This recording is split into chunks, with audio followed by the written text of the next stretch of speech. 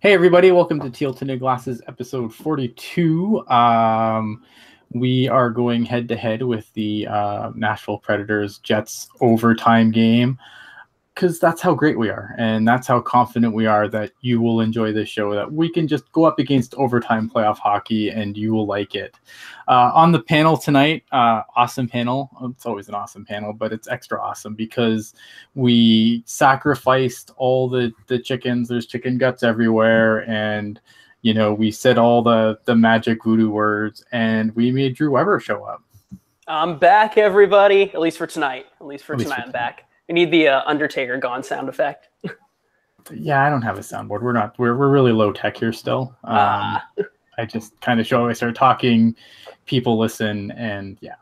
And also on the panel tonight is, you know him, you love him. He has the right blueberries. It is Mr. Hockey Jerk. Connor Hellebuck, Carolina Hurricanes, Chris Tierney. Oh, Drew. The trifecta. And actually, it's funny because I'm sure we'll talk a little bit about all those things tonight. So let's get started. As we all know, that's it's the off season for a lot of teams. Obviously, the playoffs are still going, but since there's only 8 teams left, that means quick math says I don't know. There's a lot of teams that aren't doing anything other than firing their coaches and doing other cool things. And the latest of the coaching carousel is in Edmonton, where Todd McLellan had all his assistants fired on him, which is always a good sign for your job security. Jay Woodcroft is now the head coach of the Bakersfield Condors, which I'm not surprised with. I think that with how long T-Mac and Woodcroft have been tied at the hip, I kind of always thought that Woodcroft would probably get something that would keep him safe. Whereas Jim Johnson and the video coach, who I can't remember his name, not so lucky. Jerk, what are your thoughts here? How long does T-Mac have left at Edmonton now that this has happened to him? Well, the fact that his assistants were all, as you said, moved on to different places, it kind of makes me wonder if he might not have a whole lot of time left. I do know that the Anaheim Ducks parted ways with Trent Yawney, who, as we know, was Todd McLellan's assistant coach in San Jose. And he's also been linked to Edmonton as well. So if there's some more ballot stuffing there in that respect, then I would not be surprised at all. But it's curious. I have to think at this point, the Oilers brass is going to be looking at their other options should next year not go the way that they want to. But even so, I don't really put any blame on any of the assistant coaches or even on Todd McLellan. I mean, you have a GM who's made more than a handful of questionable transactions in his tenure with 2 different teams. And as a whole in pro sports, I feel like that lack of accountability for the GM is what causes a lot of these problems. But it'll be interesting to see. I could definitely see, say the Oilers start the season 4-9-2. I could totally see Todd McLellan go. And who knows, if Trent Yawney does find his way into Edmonton and his aspirations to be a head coach are in fact true, the replacement could not be very far. Yeah, that's a good point. Drew, any thoughts on that? I agree with what Jerk's saying with that. It shouldn't fall on Todd McLellan because he got way more out of this team than he should have last season. Lucic had over 50 points. Patrick Maroon and Zach Cashin were somehow producing, and Strome is brought in instead of Eberle, who was their number 3 scorer. And it just all goes back to the GM. So I think this is an issue with Chiarelli and not with Todd McLellan, but I think Chiarelli will get rid of McLellan just to save his own job. Yeah, and I think what Jerk brought up about Trent Yawney being linked to the job, I've also heard Glenn Gullison's been linked to the assistant coaching position in Edmonton, and I think that's what's going to be interesting to see is who they bring in as a supporting cast. Who's kind of if it's going to be a guy like where like you've seen other things where Joel Quenneville, for example, was brought into Chicago as an advisor, and then magically somehow became the head coach very quickly. So it'll be interesting to see who's kind of on the periphery that can go in and, take over for Todd McClellan should the Oilers stumble out of the gate. Because I think if the Oilers stumble out of the gate, he is absolutely done. So it'll be interesting to see there because, again, it's the periphery you got to worry about. But I think if you're an Oilers fan, the worry that I would have to worry about would be the old boys club. Like, is it, a guy like Paul Coffey hanging around? Is Paul Coffey just going to suddenly slide into the head coaching position? I think that's what scares me in Edmonton still, because there's still so much of that old boys club that even though that was supposed to go away with people getting moved around, it's still so much there. And the problem with the old boys club is I think that they, it goes over Bob Nicholson, who's president of the club. A lot of these guys have Daryl Cates' year, and I think that's problematic.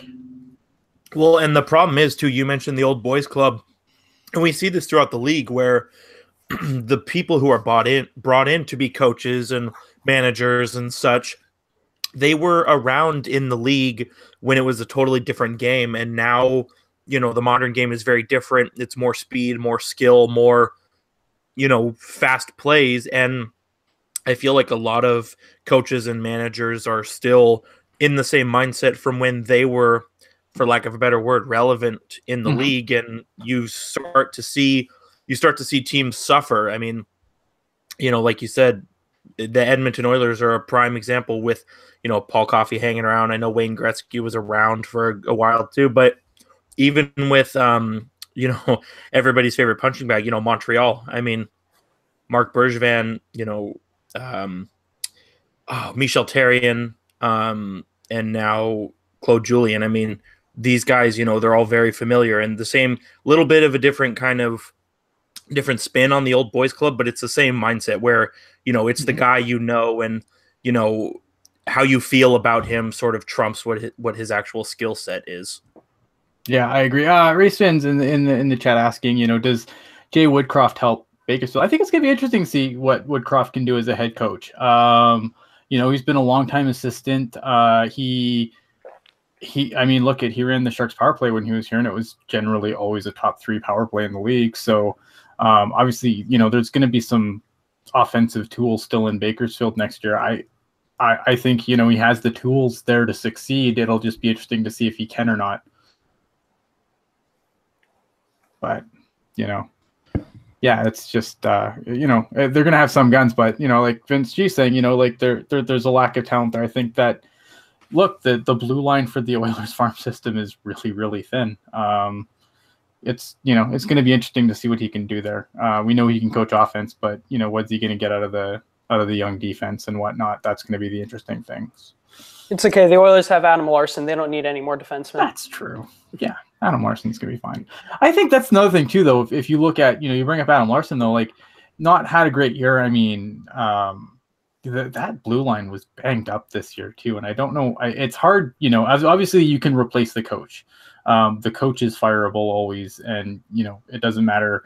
But a lot of coaches get undone just by injuries that are just out of their control. And that Edmonton blue line was banged up all year. We saw that in Florida, too, when Huberdeau went down, yeah? Yep.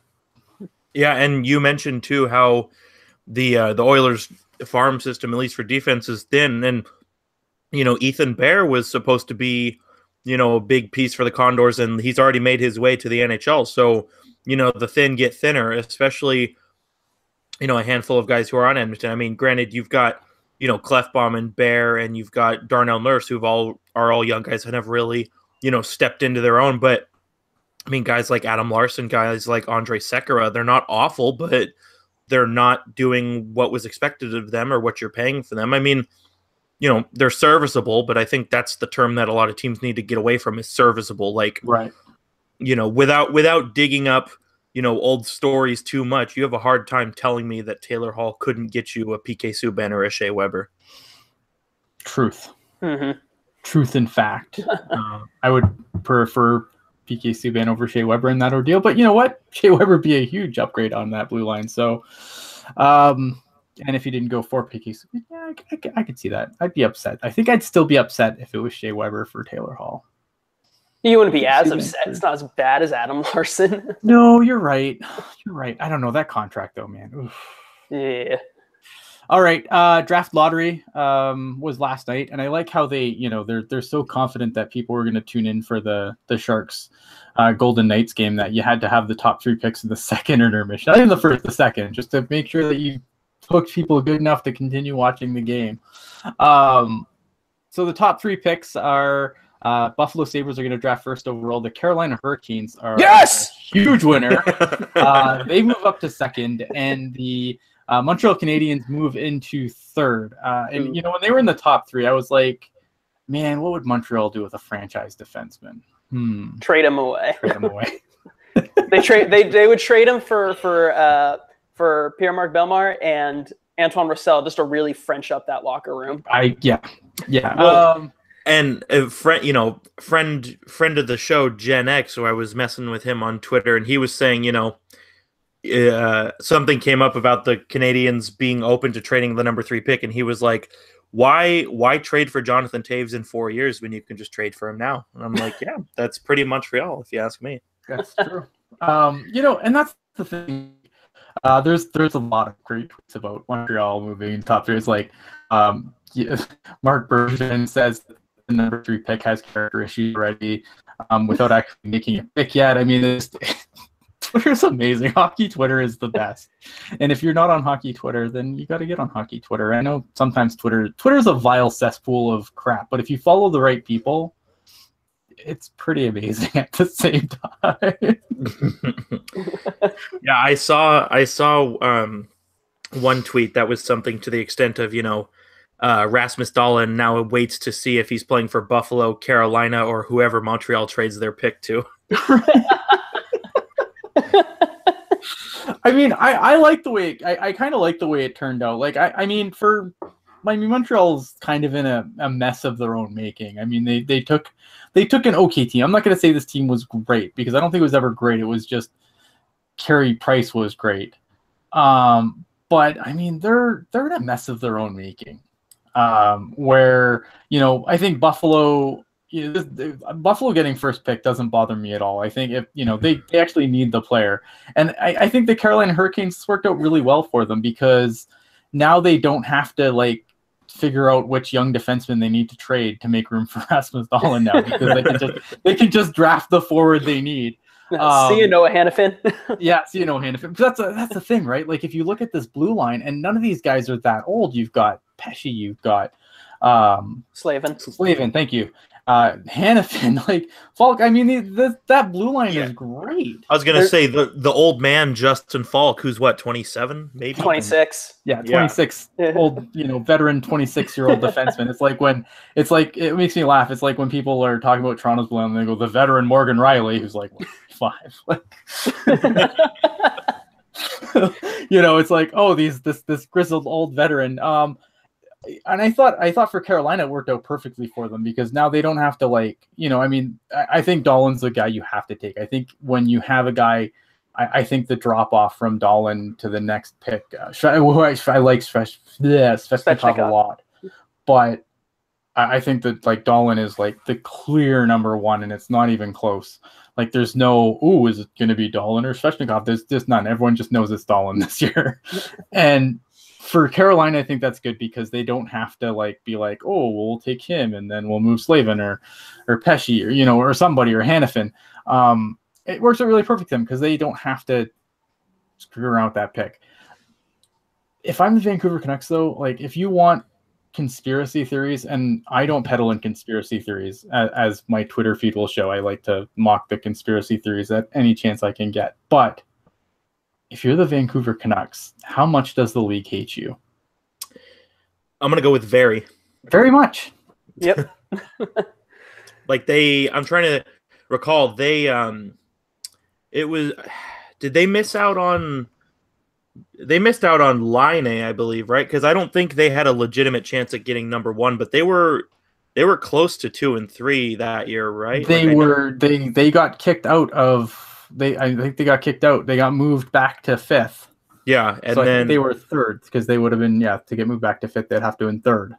Yeah, every year they get moved. They always get moved back in the lottery. Every time they never win the lottery, they're always moving back. And they're a team that's been consistently bad too. Right. Like it's just and then teams like Carolina, who are, I think if they were in the Atlantic Division, Carolina's a playoff team. To have, Dallas the year before, Dallas wasn't terrible. They weren't good, but they weren't terrible, slides all the way into the top 3. Like we've had this last couple of years now. Philly too. Philly. Yeah.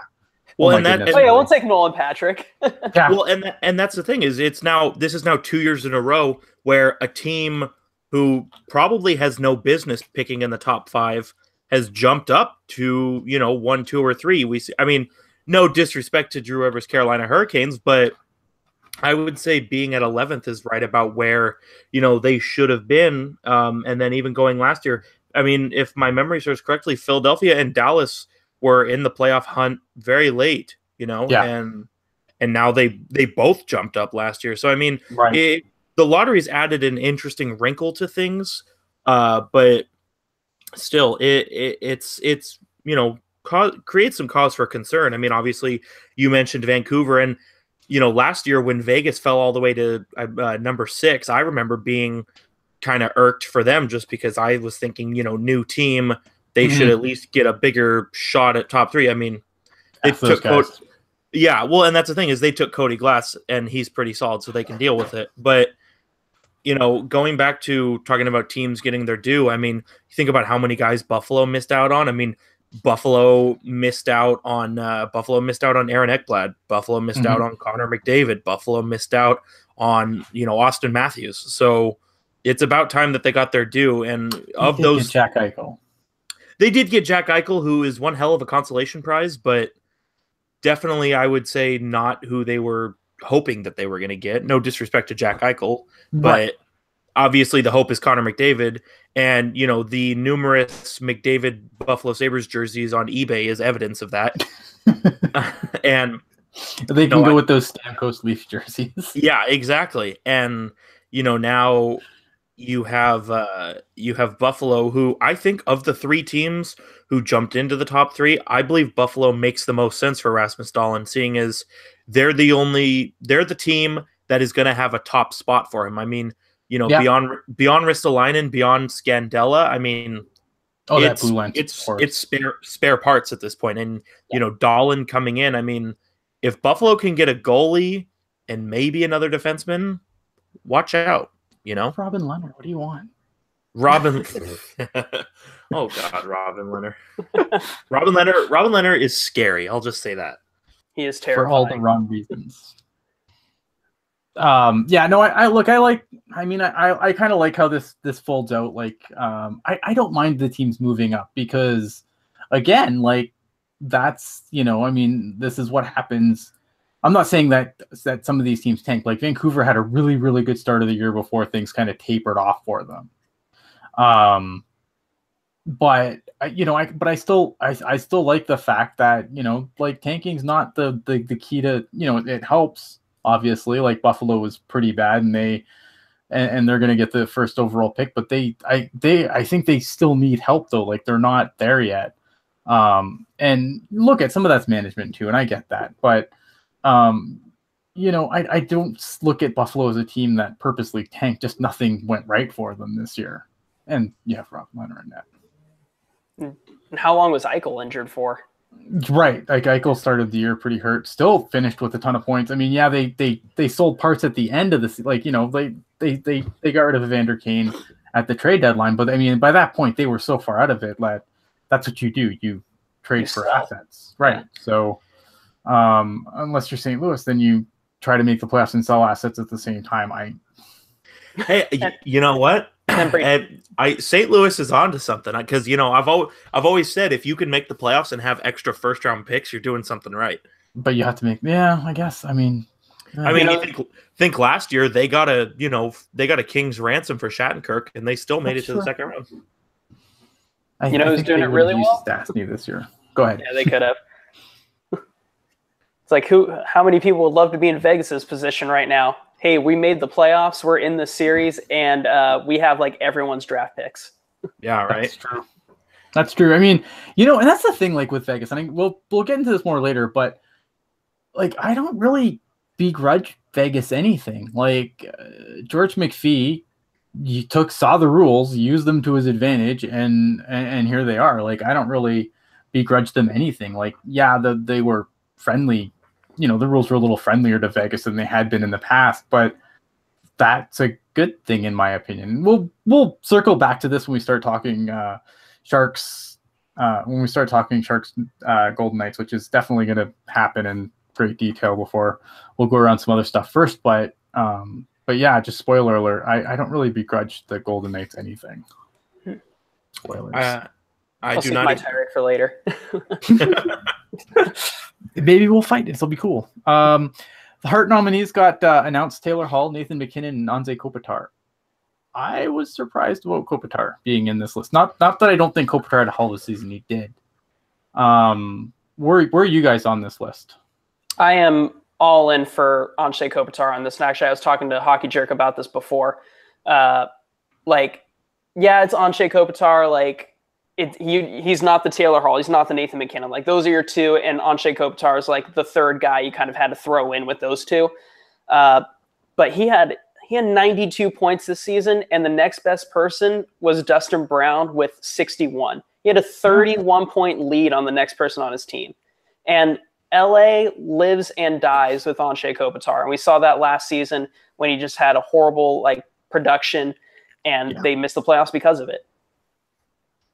Yeah, that's a excellent point brought up by Drew. And I think Anze Kopitar definitely belongs there. You could have made the argument for, a Claude Giroux or a Connor McDavid. I know Here we go. I know that Edmonton didn't make the playoffs, but you have a hard time convincing me that 107 points is not MVP material, and then Claude Giroux, who has been on the downspin for years now, has bounced back, and he's found a resurgence with the Flyers as well. And the Flyers are not really a team that I'm a fan of, but the fact that, you look at what Giroux did, a lot of the reason they made the playoffs was because of Giroux. So I think either of those guys you could have had as the number 3 slot in the Hart nominees list. But at the same time, like Drew said, Anze Kopitar definitely belongs there.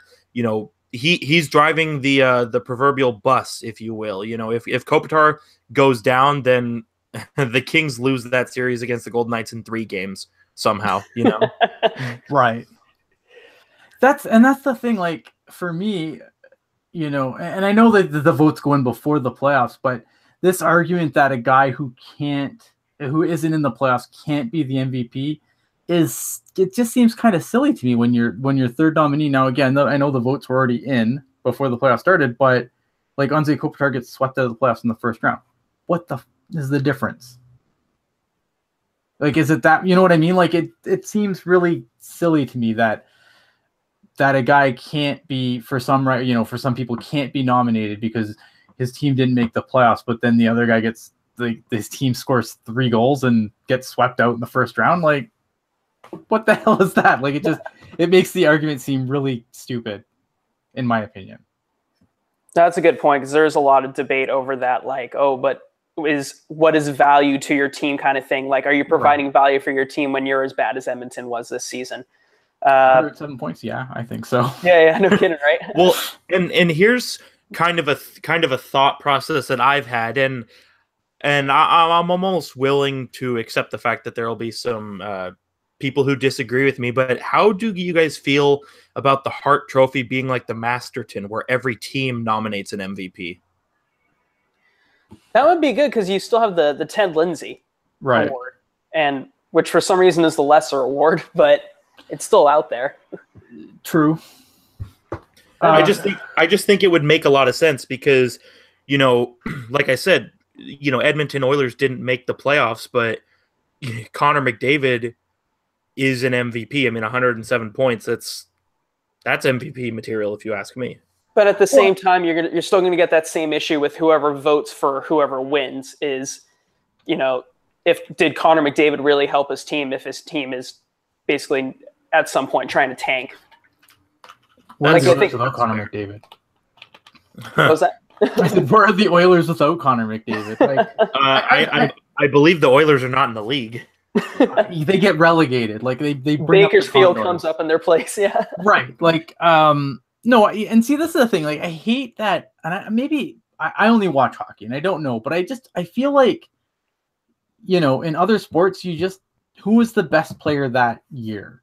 Like I feel like hockey has to really complicate this much further. Well, but you know, who is the best player who helped their team and is a playoff team and, you know, 8-17 pizzas in a sitting, and like I don't I don't know what the, you know, it's like I feel like hockey overcomplicates things. That is exactly correct. Who's the best player? I don't think it has to be okay. Yes, you know, like I mean, obviously I can understand the argument of like making the playoffs, but I don't understand like if Connor McDavid was the best player, and I'm not saying that he wasn't. This is not me advocating for Connor McDavid. I'm just using Connor McDavid as an example. Like if Connor McDavid, you know, scores 107 million points, you know, and is clearly up in the league, like as far as leaders go. But you know, if he has like points and, you know, he's winning other trophies like that, you just, you know, get handed out for the most points or whatever. And I don't know who won the Ross or the Rocket right now, but like, isn't that still like the best player? I don't know. Well, and that's where it gets kind of dicey, because it's these trophies. Like I feel like some of them have very specific descriptions, and then others aren't very specific. For example, and I know Drew is going to agree with me here. The Norris Trophy. Oh, here we go. Say it. Is best defenseman. Nowhere in the description does it say offensive defenseman, best scoring defenseman. Nowhere does it say that. It just says best defenseman. Now, right.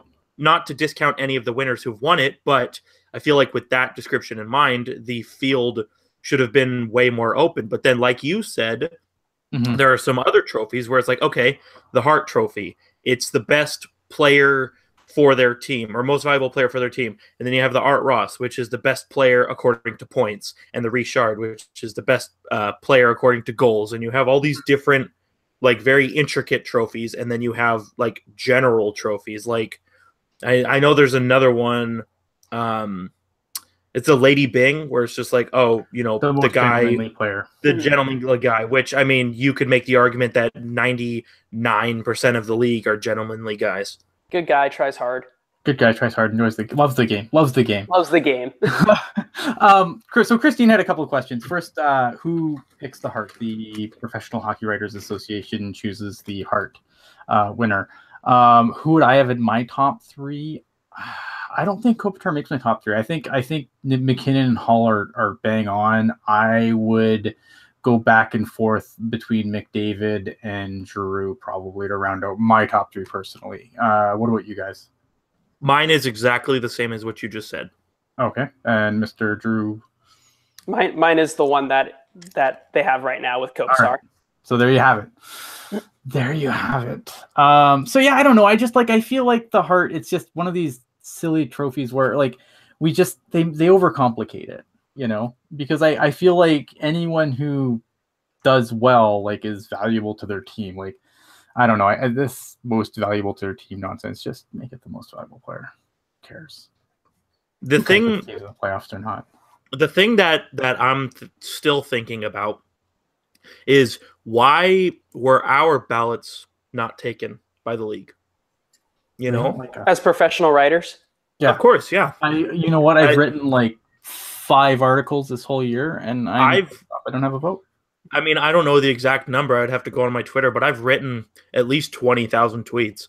Have you guys seen the stats I've been busting out after games, man?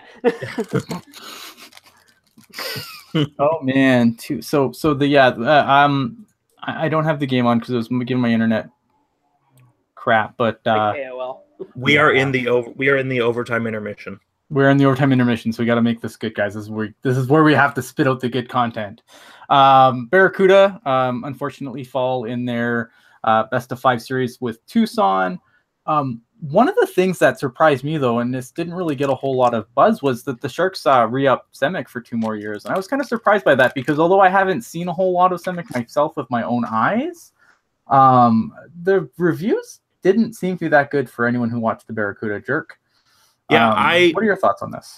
last year at the rookie tournament, I watched him very very intently because I was talking with Zach Devine and with Kevin, and we all kind of came to the consensus that he would be like a discount Tim Heed. And then throughout the course of the season, that's just we saw it at the rookie tournament. I was like, yeah, this guy, he can fire the puck. He's he needs to fire the puck from the blue line more, but when he does, he's really good. And then I feel like this season, he was just sort of there. Like he didn't make a positive impact that made him stand out from everybody else. And so, I'm with you. I think the 2-year extension, it's curious considering how he, in my eyes, underwhelmed according to expectations. But I also think next year the Barracuda is going to have a lot more offensive firepower up front. And I'm hoping that, the addition of that firepower will get Shimmick the puck more and he can, be kind of a power play specialist like Tim Heed was. Right. Felix asking my predictions for second OT. Look at my players that are going to score the goal remain the same. I've got Renan Hellebuck. That's my Bucci overtime challenge. Renan Hellebuck. If Connor Hellebuck scores the OT winner, then Drew will have to be on every show we ever do. True. This just wait until we start actually talking about Connor Hellebuck. Oh boy. Y'all just wait. We need a separate show just for that. We probably do. I think the Barracuda, look, they had a great run. And to get back into the playoffs, I know they only won one playoff game, but just to be there was an accomplishment. And I don't want to, downplay how rough this season was for them. But next year, I mean, it's looking good. There's going to be some talent on this team next year. And I'm looking forward to seeing what they can do. I think, obviously, as long as Bebo doesn't turn into a pumpkin, they're going to be good.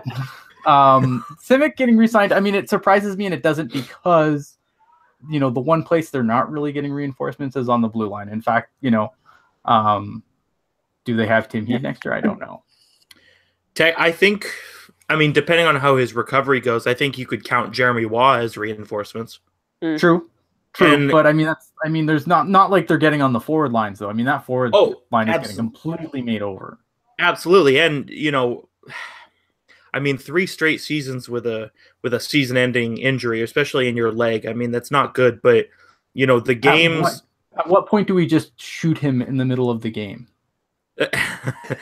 That's what I'm saying. And those games.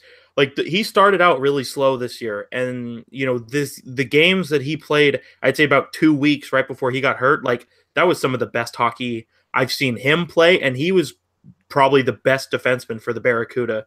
And so to see him go down, it really sucked. But if he can have a good recovery and come back this year, I'm excited to see what he can do.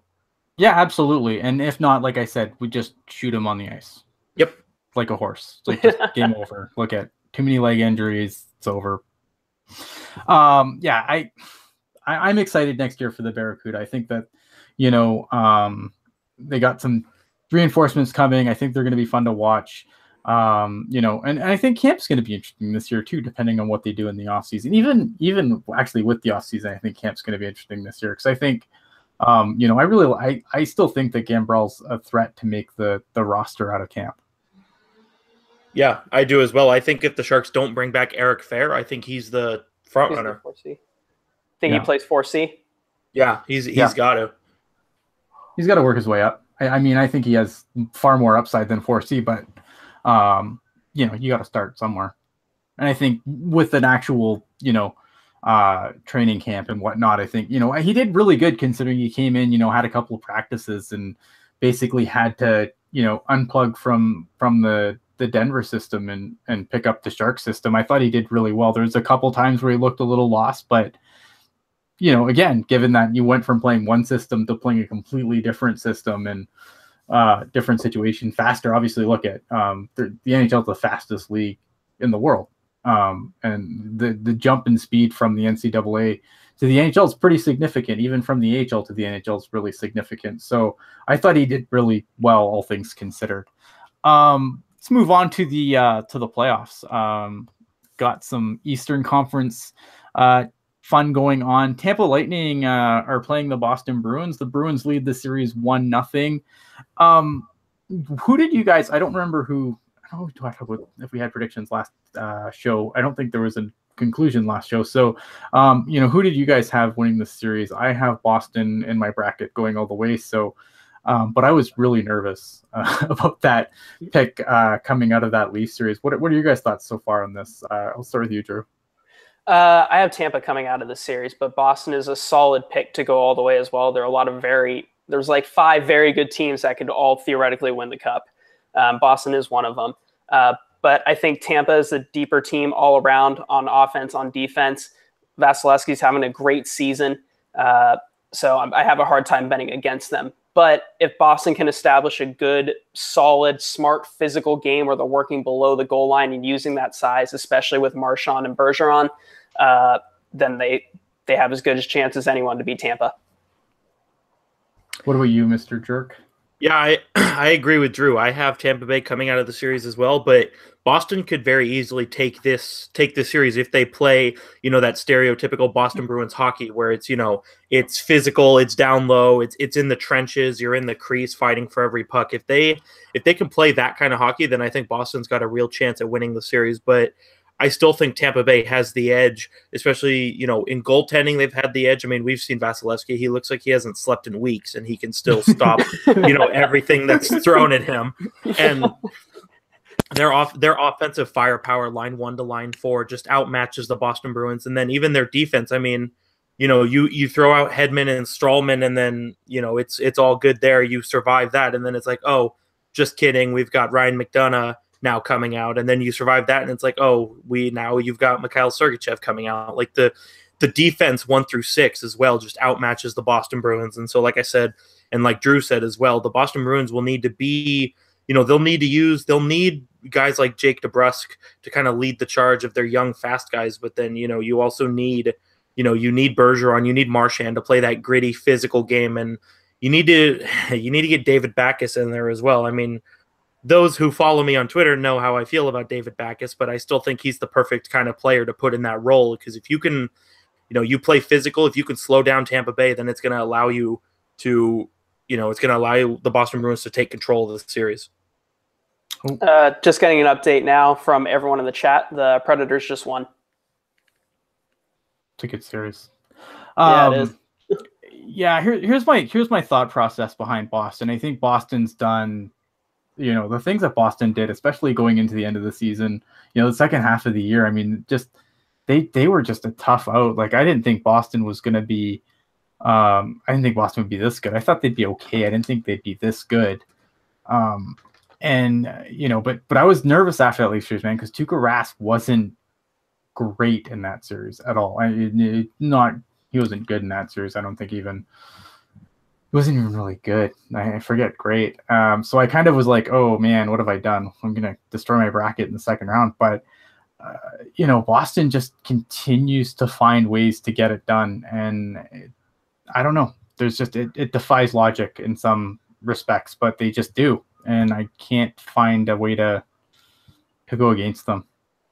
And if you're gonna have. Oh, sorry. Go ahead. Sorry, go ahead. And if you're going to have anyone to go against Stamkos and Kucherov, Bergeron's probably the guy to do it. So that's the best matchup any team is going to get. And you know what? There's so many things on like Boston that I like. I love like their defense now. I mean, I think Charlie McAvoy's such a freaking stud. And Chara, I mean, Chara is still a beast. Like for as old as Chara is, I mean, he's a beast. And the way that guy can still play despite his age, despite his size at that age, is insanity. Yeah, and like I said earlier, Boston is definitely getting a healthy dose of, support from their young guys as well. I mean, obviously, Pasternak is the obvious notable there, but I mean, Sean Corrali's got a handful of assists. Jake DeBrusk, who would have predicted that, and Jake DeBrusk has probably been their best player outside of that top star line that they have. And like I said, it's going to be the young guys who are going to need to help Boston get over the hump, because as good as the top line has been, they're going to need more. Yeah. And Jake DeBrusk, I mean, that's a good thing too. And I know I know we kind of went around on Twitter. I mean, for all the flack that Boston gets, I mean, they had 3 picks, and not taking Barzal with any of them is bad. But I think DeBrusk is actually, you know, I mean, it was a little bit of a reach. It wasn't like a Sinitian reach, but it was a reach.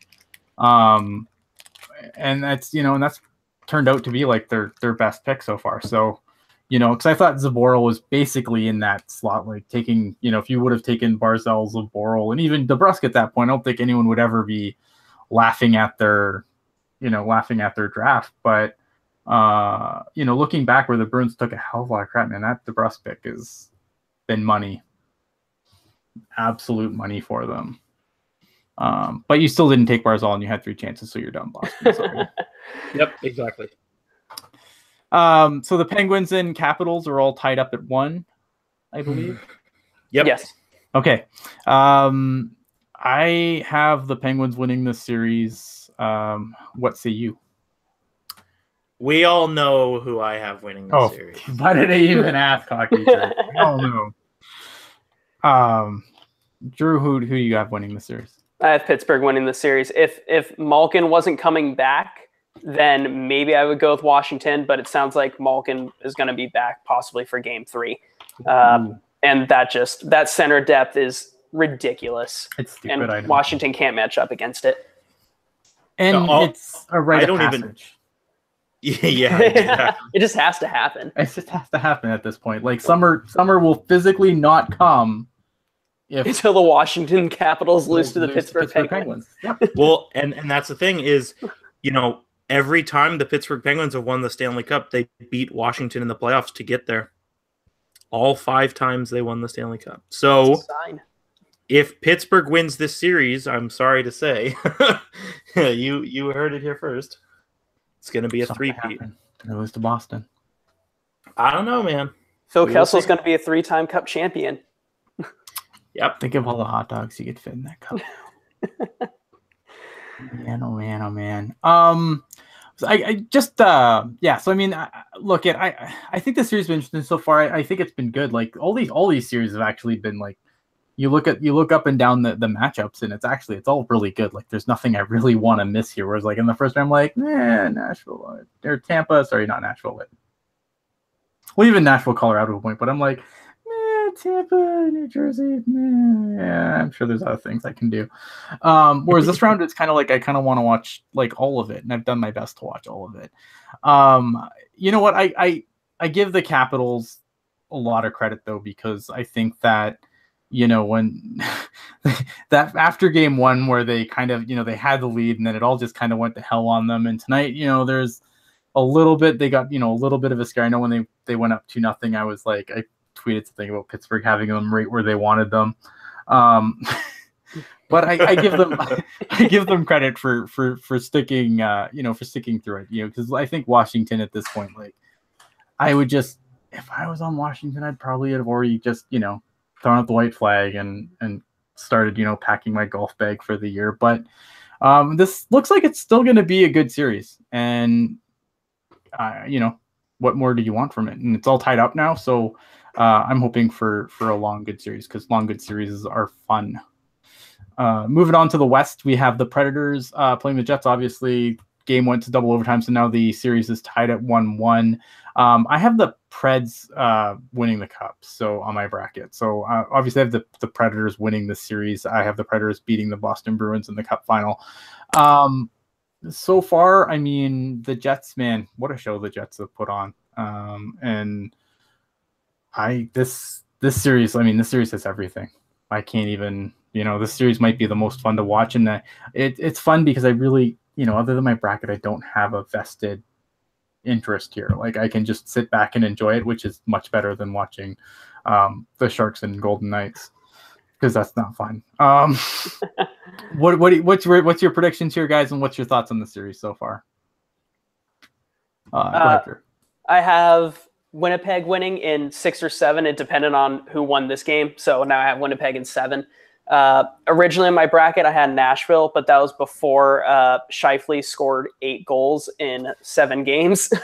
Yep. So that's kind of swaying me a little bit here. And plus, Connor Hellebuck, my boy from before he made it to the NHL. That's right. I gotta stand by him. I got Winnipeg. Mr. Dirk. How cute, Drew. How cute. So my bracket, you look at my bracket, I got the Predators.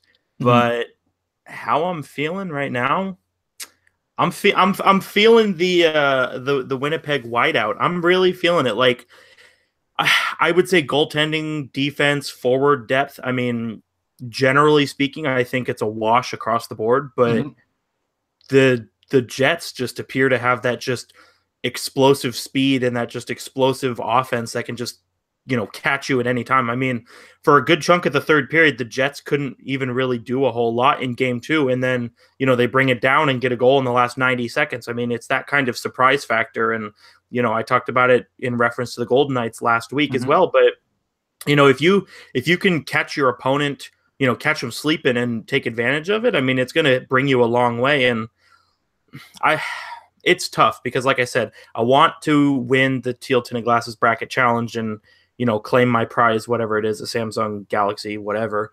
But at the same time, I'm really feeling the Winnipeg Jets. And it may also be a product of my, at the time, seemingly bold prediction of the Jets being a contender for the division title. But I don't know. I feel like I have a vested interest on both sides, but at the same time, I don't feel like I care who wins. So I'm very conflicted on this. Yeah, I'm not going to lie. I feel very similar because, for one, what idiot picks the president's champion to win the cup? Like, that's just stupid on my part. But on the other hand, like, it's not a secret. I kind of like watching the Jets. Like, I've watched a lot of Jets game this year when, it's just like throwing a game, Sharks aren't playing, throwing a game. And generally, if the Jets are playing, that's one of the games I'll watch because there's just so many players on this team that I like. I love Line. I love Nikolai Ehlers. Scheifele's turned into such a stud for a guy who's been, for a guy, like if you go back to like, when sometimes when we talk after a draft, we say dumb things, and a lot of dumb things was not by me specifically, but a lot of dumb things were said about Mark Scheifele when he was drafted. And, he's turned into such a stud on Winnipeg, and there's so much on Winnipeg to like. I love the Connor Hellebuyck star. I'm so glad that he found his game this year. There's so much that I like, and then there's a lot of in Nashville I like too. I love the whole Nashville vibe. I love guys shotgunning beers off a catfish. I think it's what the league needs more of. It really, again, this is a rant I'm going to get into, and I'm building up to it. But there's just there's a lot to like on both sides, in my opinion. Anyway, I mean, you don't have to agree with me. That's fine. But yeah, I don't know. That's how I feel. I mean, I'm going to be happy. I mean, yes, I'd like to win the bracket challenge and remind everyone that I like to consider myself a pretty smart hockey guy. But if I get 7 games of this and the Jets move on, I'm going to be happy because I watched a lot of good hockey that I'm not overly invested in. And, and this series, in my opinion, has been the best so far. I share that sentiment. I concur. So obviously, we have to move on to the Sharks and the Golden Knights. The series is tied 1-1. Was very scary. First game was obviously a disaster. Not a fan of game 1. I don't even know what happened there. I wish I could come up with some reasonable explanation for what happened, and I just can't. I don't understand how the Sharks could get so badly bushwhacked so quickly. It was like I blinked and it was 4-0, and I don't know what happened. But they came, I thought, after game one was obviously a disaster. Game two was better though, I think. Yeah, I thought the Sharks were the better team in game 2, even when they were down. Yeah, me too. The thing I enjoyed about game 2 was I think Brent Burns, I thought, had a great game. Brent Burns was definitely wearing the goat horns after game 1, so it was good to have him have a big game coming back. Game one, to add insult to injury, we lost Patrick Kane to a suspension, which he probably deserved. Let's talk about that for a minute. Where were you guys on the suspension? Drew, I'll start with you. I agree with the suspension full on, because even if you look at the replay, like, it's Nate Schmidt who's like chirping Pavelski in front of the net there, and then it looks like Belmar's coming in to try to move Schmidt away from that whole altercation, and then Kane just comes in, cross-checks him once, and cross-checks him a second time in the head, and just comes out of nowhere to a defenseless player. Mr. Hockey Jerk. Yeah, I agree. I definitely think it was deserving. And, you look at Josh Morrissey on Eric Stahl. I mean, it was the same thing. Cross check in the head, in the slot. The only difference is on that play, the play was still going on.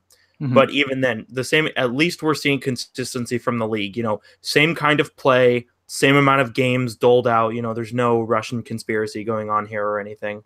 And you know what? I think it was deserving. And, there were some people upset on Twitter, and, rightfully so. I mean, anytime, something like this happens, everybody's always got opinions. But, I said, if the Sharks are going to come back in the series, if the Sharks are going to have any sort of life in the series, they need to find a way to win this game without Evander Kane. And you know what? They did it. And, you take the 7-0, shellacking out of it, and, Sharks got home ice. And you know what? They're riding the momentum. Like I said, even when they were losing in game 2, I thought they were the better team, and they played, 4.5 periods of really good hockey.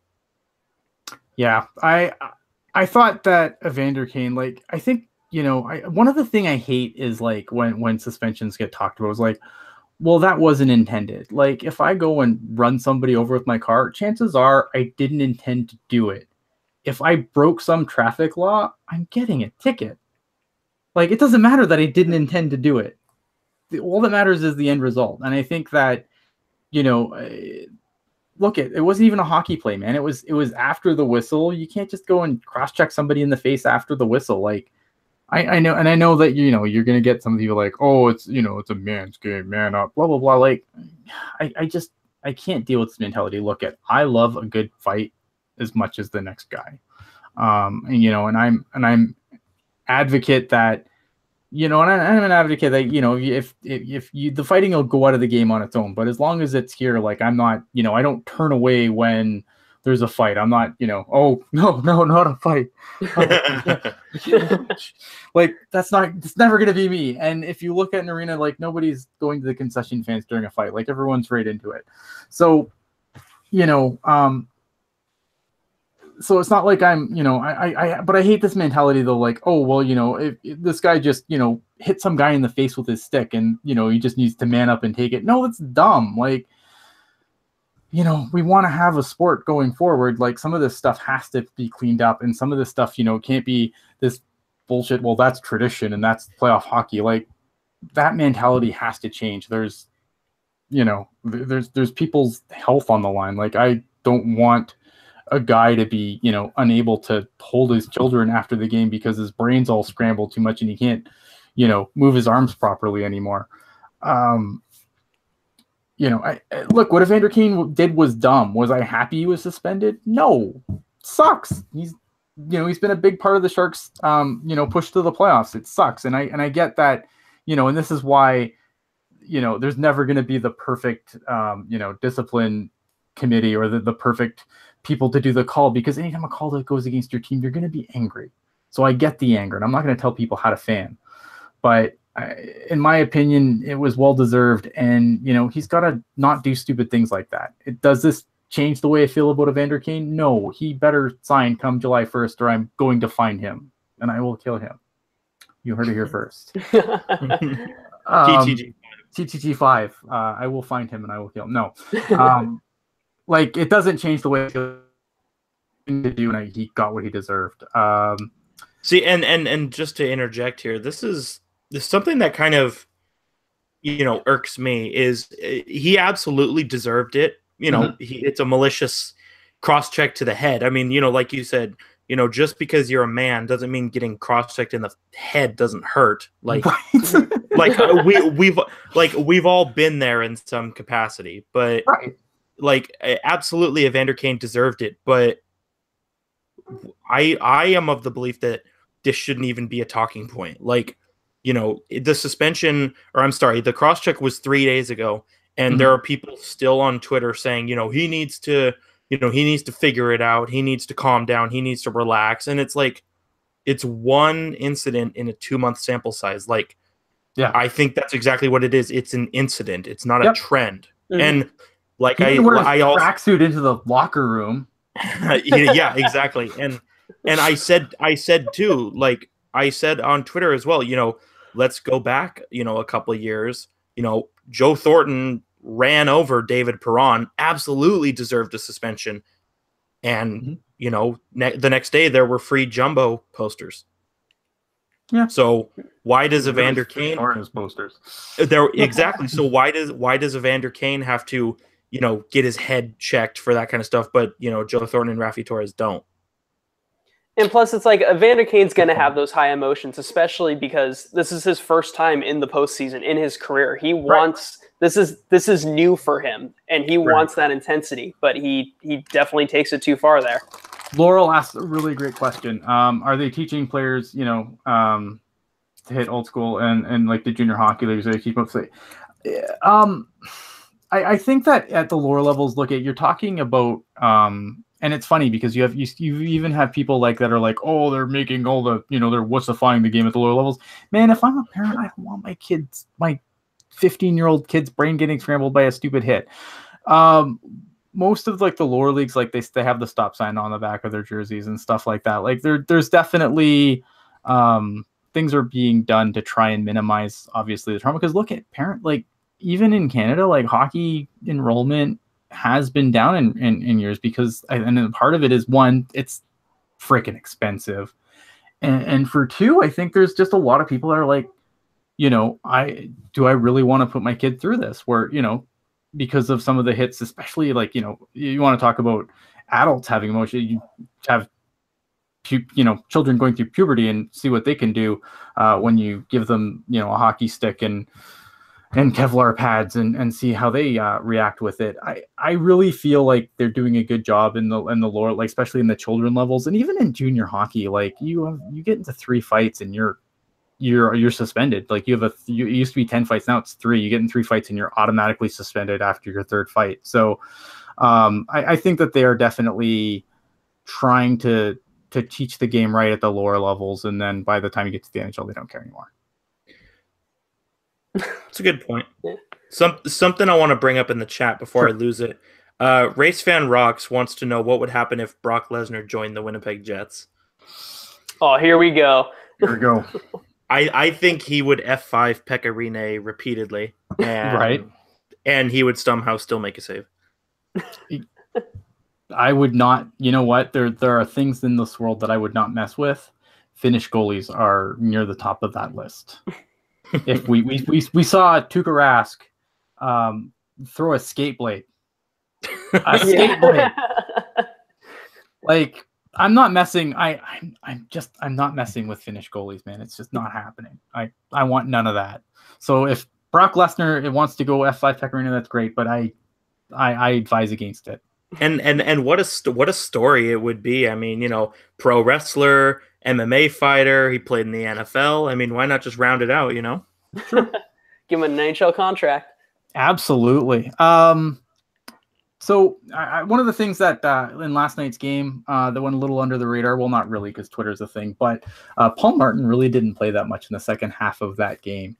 Do we see Joakim Ryan game 3? What would your odds be on that? Do we see Joakim Ryan in next game? Probably not. But should we see Joakim Ryan in the next game? Yeah, we probably should.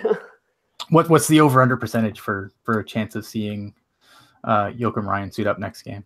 I'm gonna say 10%. I'm gonna put him that low.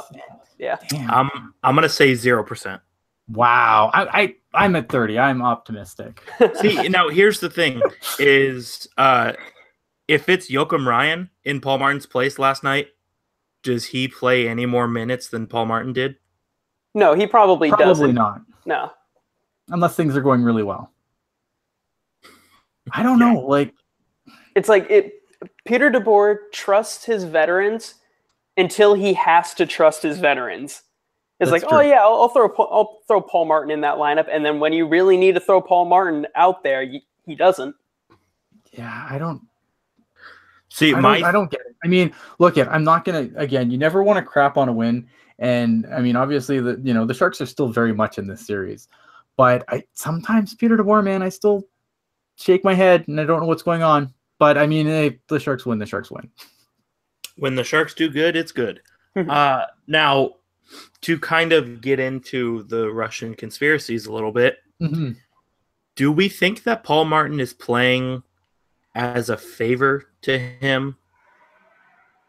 Because do you remember when he was sent to the Barracuda, it was all about showing him off for a trade, and now he's miraculously back? Yeah. I think there's a part of it where I do wonder if there's a part of it where Doug Wilson is like, look, we're kind of stuck with them, so I don't think we're probably not buying them out, so you got to play them. Right. Like I wonder if there's some of that in there where it's like, look at Hassel's not going to pay him play in the AHL next year, so you better figure, you better make this work, or maybe Doug Wilson has nothing to do with it, and it's just Peter DeBoer, but I still wonder about that with everything that Paul Martin went through this year. Not that, and look at Paul Martin hasn't been terrible by any stretch of the imagination. I just feel like there's a more optimal lineup. Yes, I agree, and I think Paul Martin, and I've defended him since the Stanley Cup run 2 years ago, but Paul Martin takes way more crap than he deserves. I mean, I don't buy into the Burns Whisperer crap. But no, neither. But at the same time, I still think Paul Martin is a smart, effective defenseman. And it's like I said on Twitter last night. Brent Burns can make 1,000 defensive, mistakes, and nobody's going to care. But then he scores a goal, and he's God. You know what I mean? And right. I feel like whenever Burns does something bad, it somehow ends up being Paul Martin's fault. Oh yeah, no, I mean, that's always irked me. I think that's something that I've always been pissed off about. That. It's like, if like Brent Burns can't take any responsibility for anything, it's always got to be his D pair, like even when he wasn't scoring at the start of the year, even though Joachim Ryan was perfectly fine beside him, was like, he needs Paul Martin to be able to open up and do things, and he wouldn't be so bad. Like, no, Brent Burns was just ass at the start of the season. Simple. And it wasn't on his defensive partner, it was on him. Like, there needs to be, like, everyone wants all this accountability, but apparently Brent Burns gets none. Brent Burns isn't responsible for his bad defensive play. It's not having the defenseman to bail him out. Like, yeah, I just did that. I can't deal. It makes me angry. What did you guys think of the goal controversy? Because I was honestly, I'm not gonna lie, guys, I thought that game was over even after the replay, and this confuses me because as far as I've been told, Vegas, the NHL wants Vegas to win, so having the Sharks get that goal overturned really kind of surprised me a little bit. Not because of the conspiracy theory, just because I thought that. Initially I thought that Dylan was the one that made the contact with Martin Jones, and even still, like, I don't know, like I am not complaining. Look at the goal, the overturn went in our way, and I'm fantastically happy about that, but I'm not gonna sit here and say that I was confident that was the call the whole time. How do you guys feel about it? I thought it was the right call. Jones is in the crease. He's not in an obnoxious position like someone like Jonathan Quick would be, for example, like way outside of the crease. He's in his area. Marchessault comes in. He gets a piece of the blocker and the knob of his stick, and Martin Jones gets moved out of position because of it. Does Jones sell it a little bit? Yeah, he probably sells it a little bit, but at the same time, it's still tried to make the save. Yeah, and then Dylan didn't influence Marchessault into going into Jones either. Like, Dylan has his hands on his back. Mm-hmm. So I thought it was the right call. No goal, no penalty.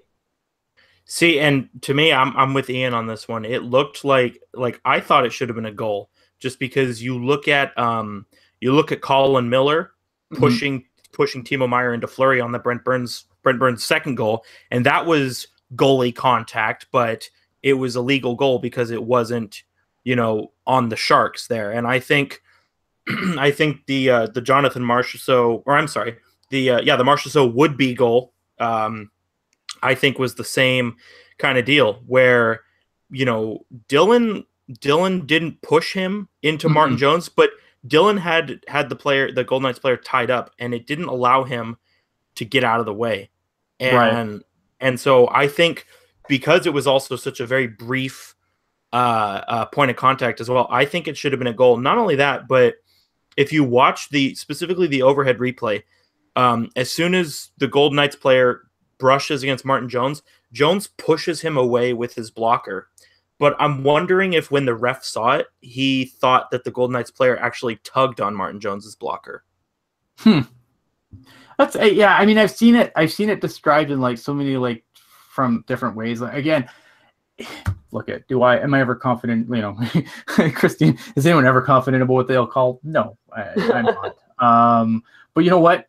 I give hats off to Martin Jones for not leaving the net and just standing and be like, this is bullshit. I'm not going anywhere. You guys need to come back on the ice because I ain't leaving. And having it go upstairs and everything else. And you know what?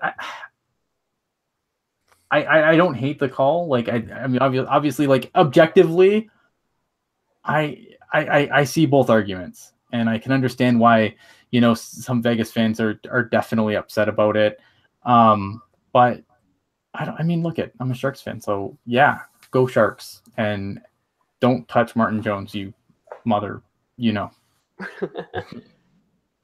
But I mean, Vegas had a lot of opportunities to win that game, and I don't feel like, and Jones, for having a couple soft goals, I thought, really came through in the end there, because especially at the end of the first overtime, man, I thought the Golden Knights were flying. And then Logan Couture gets the overtime winner, the second overtime winner, and ties everything up, and all is good coming back to San Jose. And I think, overall, I think the Sharks played a really good game. Yeah, it was like night and day from game one. Oh yeah. Game one, defensively irresponsible. They're not skating. They're not getting any of the luck. And then in game two, you see harder skating. You see a more physical game, especially from players like Meyer and Hurdle. You see great back checks, and the Sharks finally started getting their legs under them, and then also utilizing their cycle in the offensive zone. So it was it was huge improvement over game one, obviously. Jerk, any overall thoughts on the game? I thought the Sharks, like I said before, even when they were losing, I thought the Sharks were the better team. They controlled the play early. They got Marc-Andre Fleury to make a save very early on, and they controlled the puck for a good chunk of the first period. And Tomas Hurdle was mentioned. Hurdle had a hell of a game. Like, he was skating hard. He was hitting hard. He was hard on the forecheck. He made a beautiful pass to Logan Couture for his first goal of the game. And, it's been brought up as a concern many times over the years. What can Hurdle do without Joe Thornton? What can Hurdle do if he's healthy? And we're seeing it. Hurdle has been, an impact player. It's not showing on the stats specifically, but he's having a hell of a time this playoffs. And I think being healthy absolutely. Having a knee. Having a knee absolutely helps. I think he's also a lot more physically mature than he was 2 years ago, 3 years ago. And I think if you're Peter DeBoer, I think you need to never separate those guys. And I don't care how many people say play him at center. Now, I was on the Hurdle to center train, but keep him on Couture's wing. I absolutely agree. For two reasons. One, Couture can't win a draw lately to save his life at sometimes. Hurdle's been great on the draw. Exactly. Hurdle's the Sharks' best face-off guy. Right. That's, Yeah. And it's not even close. And to dip into the Russian conspiracy one more time, it seems like Couture hasn't been able to win a draw since he accused Sidney Crosby of cheating at draws. Cursed. Ooh. Here we go. Put the tinfoil on. I'm putting all the tinfoil on. You know what? Here. I have a rant, and maybe this will likely fall on deaf ears, and everyone will tell me to shut up because I'm going to complain about complaining. Here it is. There's been a lot of belly aching about, like, you know, Vegas's over the top start to, you know, their games and their whole little hoopla going, you know, at the start of their games, and, you know, people in Nashville shotgunning beers off a catfish and all this stuff, and it kind of drives me crazy because, for one, the Vegas show, it's not for you, Shark fans. It isn't for you. It's for them. It's okay. If they like it, that's great. If Nashville people want to shotgun beer off a freaking catfish at a game, that's great. You know what?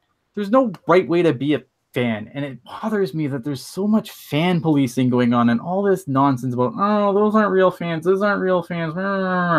You know what? 20-some years ago, there was a bunch of jerk-offs sitting in the Cow Palace doing a shark chomp on a power play. And you know what everyone said? The same fucking shit. Oh, those aren't real fans. These guys aren't fans. They're just bandwagon.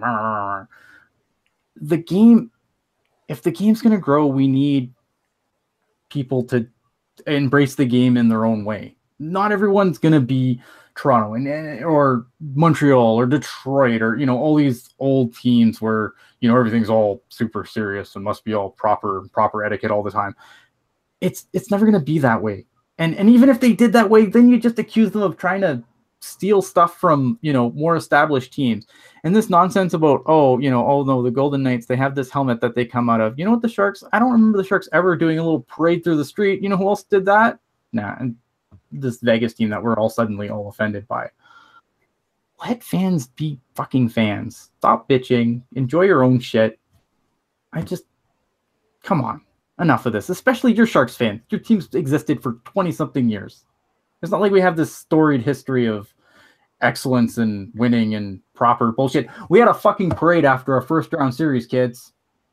We don't have room to be out there bitching about other fans. Trust me on this one. You don't do parades after first round series wins. And the Sharks did that. We're not innocent here. As fans, we've done some really stupid shit. Enjoy the game. Let other people enjoy the game the way they want to. Doesn't have to be a certain way. I'm done. Man, if I had known we could cuss on the show, I would have been cussing more. We're not supposed to. We already have the explicit mark next to our thing now. What do you think? No, I agree. Yeah, I agree. Go ahead.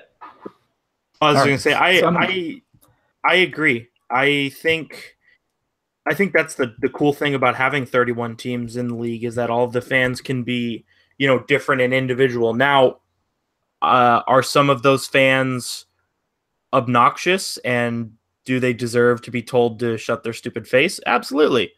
But for sure.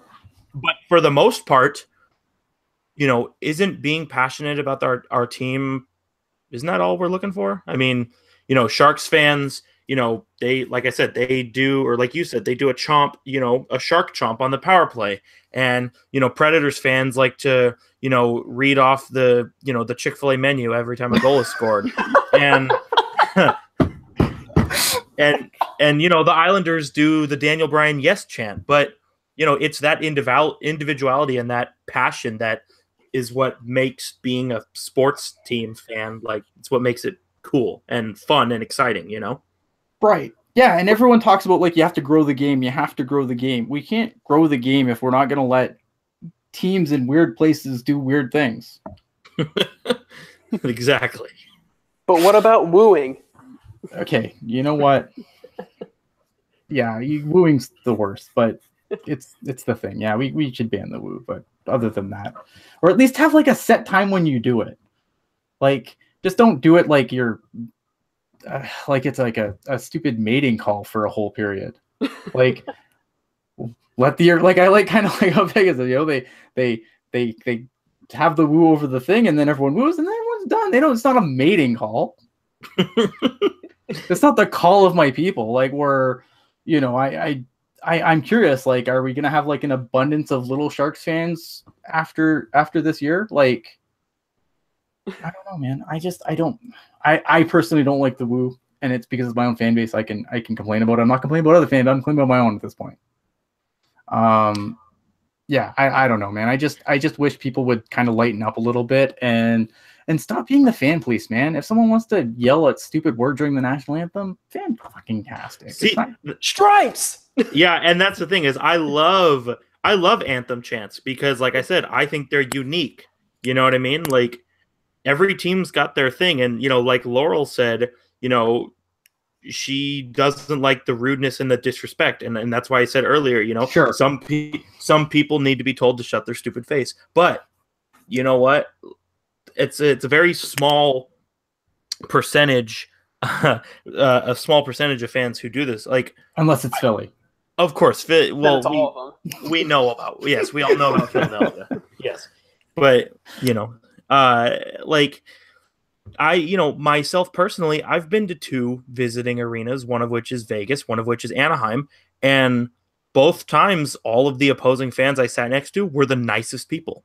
Mm-hmm. And, I didn't show up and I didn't act like a dick. I wasn't screaming things or, chugging a bunch of beers and slapping people around. I was respectful. I cheered for my team. And I even made it a point. If somebody on their team did something good, I said, hey, for prime example, at the Ducks game, John Gibson was playing out of his mind, and I looked to this Ducks ticket holder next to me. I said, hey, John Gibson is a maniac. And she was like, yeah, I love him so much. It's like, It's all about mutual respect.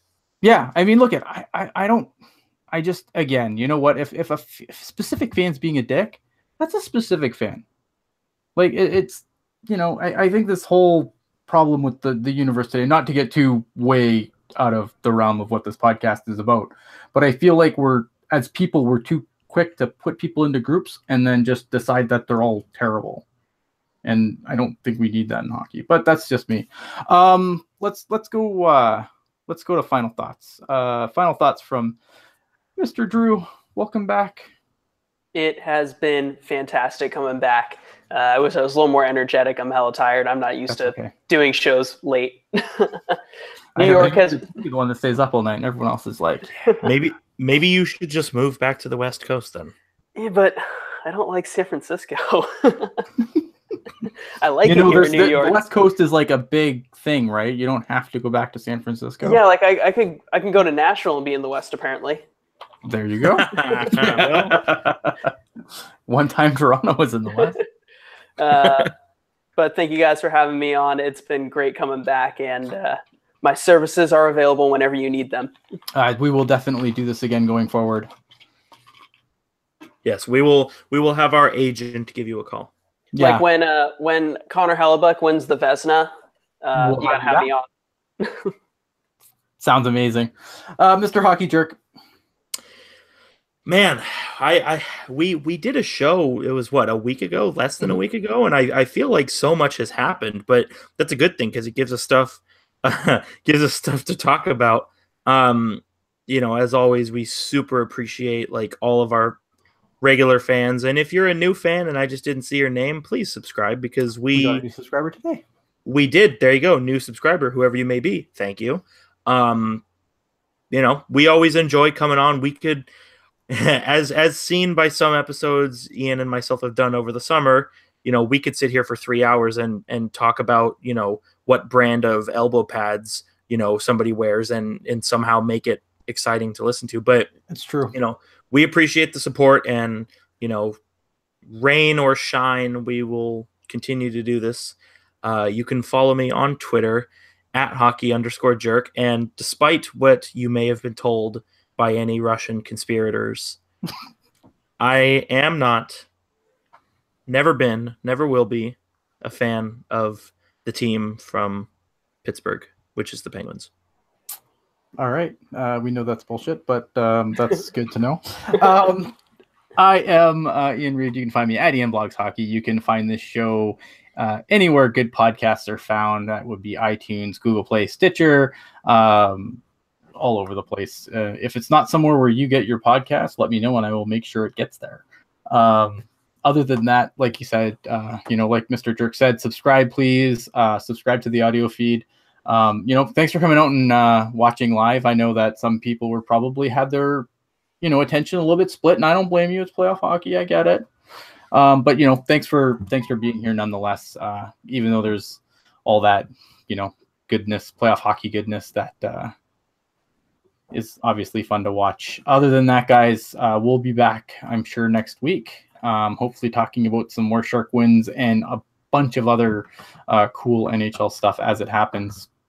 Have a good night.